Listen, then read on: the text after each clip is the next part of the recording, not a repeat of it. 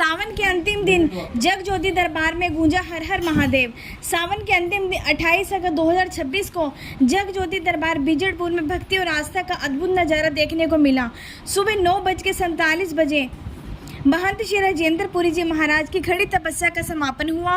इस अवसर पर सैकड़ों श्रद्धालु धाम पहुंचे और जग ज्योति नर्मदेश्वर महादेव के दर्शन कर जलाभिषेक किया। ढोल नगाड़ों की धुन पर श्रद्धालुओं ने सावन पूर्व धूमधाम से मनाया। भंडारे में प्रसाद ग्रहण करने के बाद श्रद्धालुओं ने महंत श्री राजेंद्रपुरी जी महाराज से आशीर्वाद लिया। पूरे धूमधाम से हर हर महादेव की जयघोष से वातावरण भक्ति में बना रहा। आज 28 अगस्त है और आज 9:47 पर सावन मास संपूर्ण हुआ और सावन मास के संपूर्ण होते ही मेरी जो खड़ी तपस्या चल रही थी वो भी संपूर्ण हुई। मैंने संकल्प लिया था कि मैं पूरे सावन मास खड़ी तपस्या में रहूँगा, तो बाबा भोलेनाथ की कृपा से और मेरे स्थान देवता की कृपा से मेरा ये 1 महीना संपूर्ण हुआ। भगवान शिव की भक्ति भी होती रही और मेरी तपस्या भी चलती रही। उधर जो श्रद्धालुगण आते रहे पूरा महीना, उन्होंने रुद्र अभिषेक करवाया, तो पूरा ही महीना मेरा तो बड़ा आनंद में बीता है। और सभी श्रद्धालुओं ने मिलजुल कर ये उत्सव, मैं तो उत्सव ही कहूँगा इसको, सावन मास का उत्सव हमने बड़ी खुशी से धूमधाम से मनाया है। तो रही बात कष्टों की, देखिए भगवान को पाना इतना आसान नहीं है।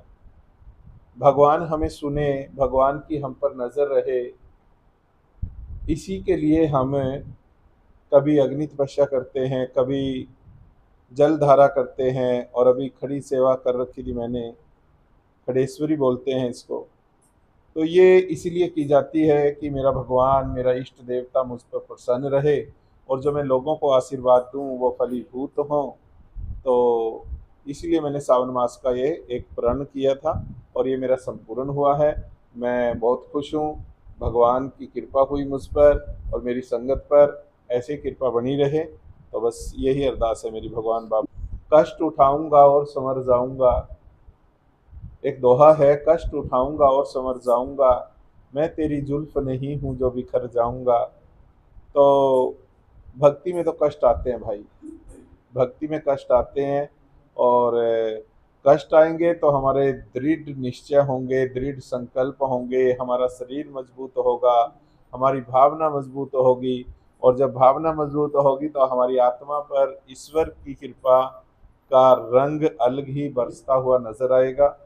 तो कष्ट तो आते हैं और कष्टों को सहन करने की हमें अपने गुरुजनों की कृपा से एक इशारा मिला हुआ है कि भगवान को प्राप्त करने के लिए कष्ट आते हैं तो आने दीजिए, घबराना नहीं है, मस्ती में चलते रहिए, मंजिल दूर नहीं है, एक दिन जरूर मिलेगी। और जैसे मैं इन सब बच्चों से प्रेम करता हूँ वैसे ही मेरे सभी भक्तगण, सभी मेरे शिष्य हैं, मेरे जो आश्रम में आते जाते हैं वो भी मुझसे प्रेम करते हैं। तो उनकी भावनाओं की मैं कदर करता हूँ और मेरा तो सदा उनके घर पर, उनके कारोबार पर आशीर्वाद बना रहता है। मैं भगवान से यही प्रार्थना करता रहता हूँ कि जितने भी लोग जग ज्योति धाम पर आते हैं उनकी किसी भी तरह की कोई भी समस्या हो वो पूर्ण होनी चाहिए, उनके घर में बरकतें होनी चाहिए, वो तंदुरुस्त रहें और ये मेरा स्थान देवता मेरी आवाज़ सुनता है और जब सुनता है तो उनको सब कुछ मिल रहा है। तो यही मेरे स्थान देवता की और भोले बाबा की कृपा है मुझ पर।